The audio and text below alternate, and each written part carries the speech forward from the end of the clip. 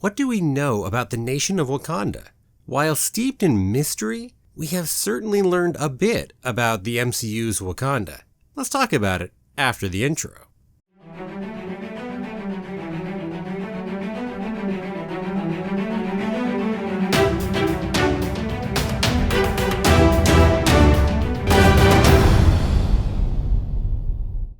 Well, hello there! My name's Jeremy and welcome back to Freeform Disney, where I talk about all aspects of Disney, from the animated movies to the theme parks to Star Wars, Marvel, and Pixar, and the TV shows, and everything else in between. And that is why it's Freeform. And keep coming back every day for new daily content. If you're not subscribed yet, don't forget to hit that subscribe button. Welcome back, everyone. I can't believe this is only the second MCU video I'm making. I was expecting to really get into the MCU, especially when Black Widow came out, although before that too. And now, Black Widow's gotten delayed.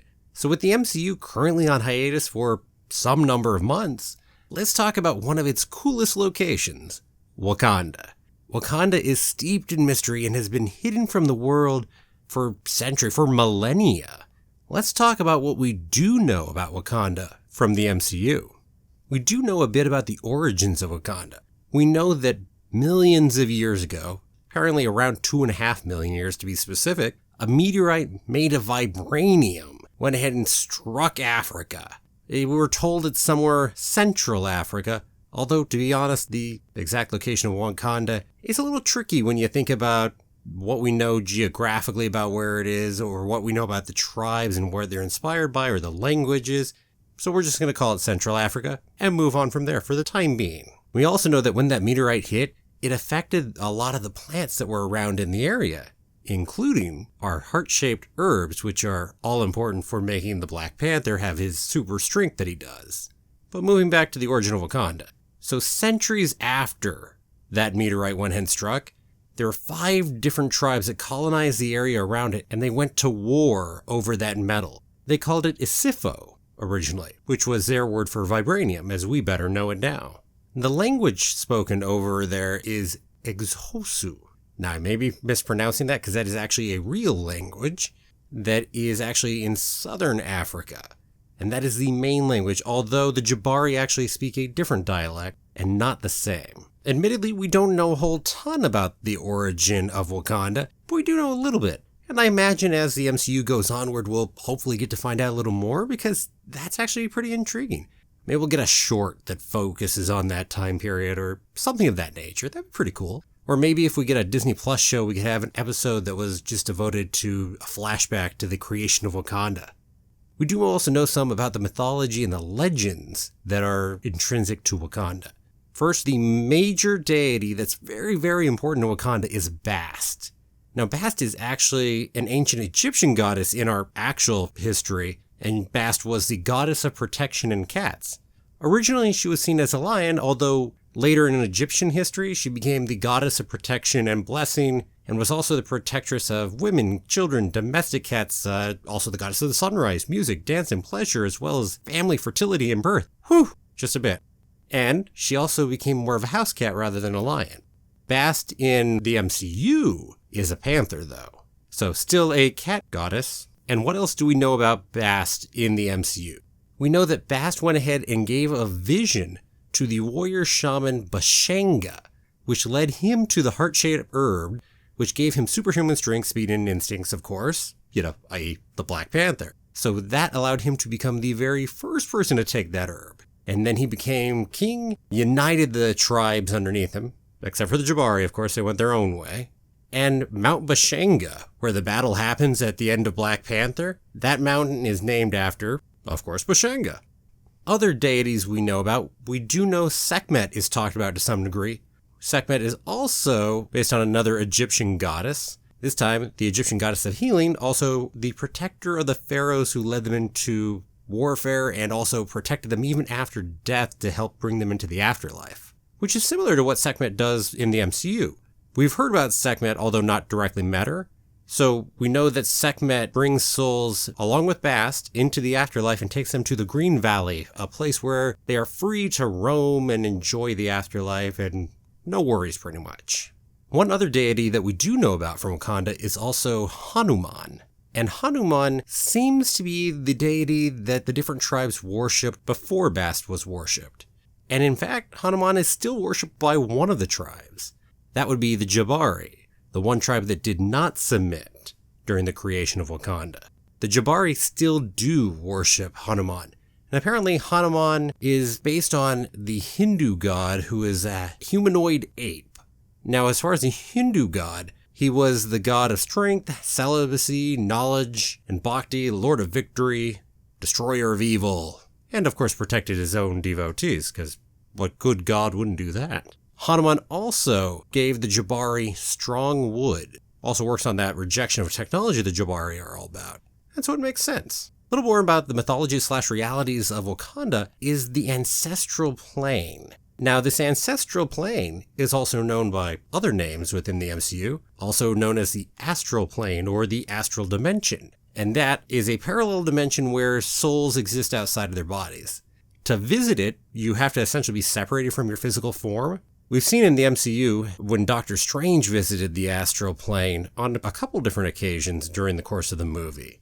And when you're in there, time slows. You can actually do a lot, have conversations, while bare seconds pass in the outside world, in our normal reality. And for Wakanda, the heart-shaped herb brings you there. And so they obviously have a different understanding of what the astral plane is, based on their very name of the ancestral plane.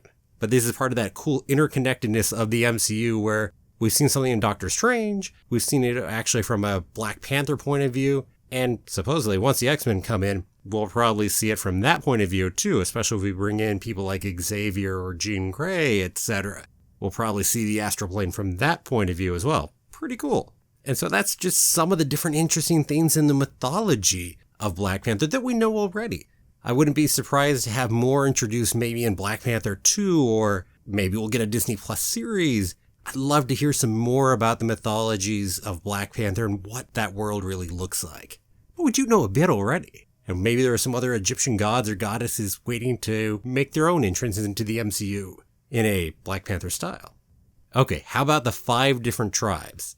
No, actually, there are really 6 tribes. So let's talk about tribe number 6 first.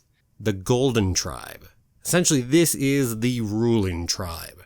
These are the descendants of Bashanga, the first Black Panther, from about 7,000 years ago when Wakanda was formed. Now, the Golden Tribe, all descended from Bashanga, have a better immunity to the toxicity of that heart-shaped herb. If you were a normal human and tried taking it, you would probably die. But Bashanga and those related have a bit more immunity from having lived near the heart-shaped herb. And there seems to be something potentially genetic about that immunity too. Luckily, there's been enough interbreeding and whatnot else amongst the Wakandans and amongst the major families that there's an assumption that anyone in those different major families probably would be immune enough to be able to take that heart-shaped herb. Now, the Golden Tribe didn't exist before Wakanda was formed. Bashanga created it. And essentially, those other 4 tribes that went ahead and became Wakanda, not the Jabari, but the other 4, all went ahead and pledged fealty to the Golden Tribe. And a couple other things that are important, as I was kind of mentioning about that genetics and the descendants, there's a lot of intermarriage between the different tribes, between the Golden Tribe and the others. And this led to stronger bonds, and it made it so that really everyone could say they were related to the Golden Tribe. So leaders weren't as distant, and that's probably a really good thing to help maintain the balance of rule. As at least at this point, there's no knowledge that the Golden Tribe wasn't always ruling Wakanda. Now that said, there are a number of other tribes as well, right? So the 4 tribes that pledged fealty were the Border Tribe, the River Tribe, the Merchant Tribe, and the Mining Tribe. First off, the Border Tribe. So this is a tribe with the really cool war rhinoceroses. They raise these big old white rhinoceroses that they can use in war. Pretty cool. And they live in a small village on the mountainous borders of Wakanda where they're disguised as farmers and hunters. And they are responsible for the defenses of Wakanda and making sure that no one gets into Wakanda who shouldn't be getting in there. And if someone does enter, of course, they're going to go ahead and announce who it is and make sure that the rest of Wakanda is well aware of who that person happens to be. They do have a color associated with them, and that is blue. You will definitely see that on their cool shields, with their cloaks that turn into shields. Really cool. And the Border Tribe was inspired by the Lesotho people of southern Africa. Little extra trivia for you. So if you want to have a little more idea about them, you might look up that tribe. Although again, it's an inspiration, not a direct based on. How about the River Tribe? Well, the River Tribe, we don't know as much about, but we do know that the male members often will wear a lip plate. We do know their color is green. We do see them wearing crocodile skins and leathers. So based on their name being the River Tribe and some of what they're wearing, we can probably assume that they definitely do some of the fishing for Wakanda. And maybe they do some hunting as well. Some other water-related activities are probably maintained by the River Tribe. Maybe they work on some of the boats. We're not sure entirely, and hopefully as we get more into Black Panther with the second movie and some more shows, hopefully we'll start rounding out some of these other tribes a bit more. And that certainly applies for the next couple tribes I'm going to talk about too. But before I do that, one last thing about the River Tribe, I want to note that they are inspired by the Suri and Mercy tribes of Ethiopia. So pretty cool, you can check those out too. Next up we have the Merchant Tribe. And an interesting thing about the Merchant Tribe is that they are not quite the same Merchant Tribe they were at the very beginning and founding of Wakanda. They actually joined with another tribe at one point and formed a larger Masu people, although they are still called the Merchant Tribe even after that.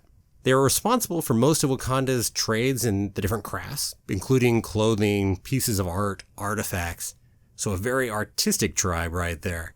Intriguing thing, when they do trades, they wear a veil because they want to maintain some anonymity.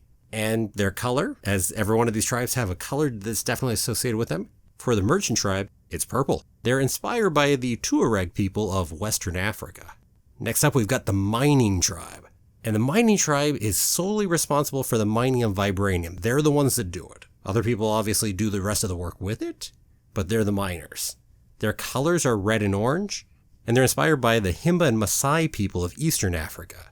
And as you can tell, we barely know anything about the Mining Tribe currently in the MCU. And I'm not going to jump into the comics here or go off of the other tribes to try to figure out too much more about them, because the MCU hasn't gone ahead and defined that yet, and it could go one of many directions in choosing what they want to do with those tribes and how they want to make them. So the one other tribe we do know about, of course, is the Jabari Tribe. They're also known as the Ja'abari, or the Mountain Tribe sometimes. And they did not submit to the Golden Tribe 9,000 years ago, and they formed their own mini-nation within Wakanda up in the mountains. And they're the only tribe out of the tribes in Wakanda that does not worship Bast. They instead worship Hanuman, the ape god. They care very much about traditional customs. It's part of why they didn't go ahead and bend the knee and become part of Wakanda in the first place. They're really opposed to the use of vibranium and modern rules and ignoring cultures and traditions. Their weapons are strong wood, and yet you can still see they do a great job in battle, even though they're not using the advanced technology the rest of the Wakandans use. Now, they also were not a member of the tribal council that advises the king of Wakanda, until after the Battle of Mount Bashenga at the end of Black Panther. At that point, we did have the Jabari finally join the actual tribal council. Now onto the other couple things on the Jabari. Their color, brown and white, which is in honor of the white ape. And their culture is based on woodcrafting and agriculture. And essentially they've went ahead and been crafting for thousands of years, so they are masterful craftsmen. And they were inspired by the Karo tribe of Ethiopia and the Dogon people of Mali. Again, like the others, if you want to have an idea of some more of the culture, look up those tribes and peoples and you'll probably have a little better idea of what to expect for how they operate. But we don't know much about the specific way that Wakanda is governed. We know there's a king. We know there's a tribal council. That tribal council is made up of elders from the different tribes, as well as at least a personal advisor to the king and royal family to some degree. Don't know how that works, if it's just purely advisory or if they have some stronger role than that. Maybe we'll find out more again in Black Panther 2, or maybe we'll find out in a Black Panther Disney Plus show. Pushing that Black Panther Disney Plus show here. You hear me? After all, we could get hours and hours of content right there if we get a show, rather than just another movie and we'll get another 2 hours. So, one can hope, right? A couple other things to note on Wakanda before we close this out on today. They were so isolationist that people didn't even know they existed as they did. Essentially, they used the border tribe to make it look like that was all that Wakanda was. Just a poor, poor nation of hunters and gatherers. So they did actually participate in things like the UN. They were involved in the world to some degree, but with a very fake persona. Until, of course, the events of Black Panther, and after that, they got far more involved in the world. And they really wanted to improve the world and improve the technology. And it will be interesting to see what happened during the snap. Because Wakanda came back out of that isolationism before the snap happened. Before Infinity War and Endgame. So they were around for those 5 years. Even if some of their leaders were not around during that time. It'll be interesting to find out what happened during those 5 years for them, how things went in Wakanda, how their outreach to the rest of the world happened. So looking forward to that in Black Panther 2, and also probably some of the other movies and shows might help illuminate some of that as well before we even get to the movie.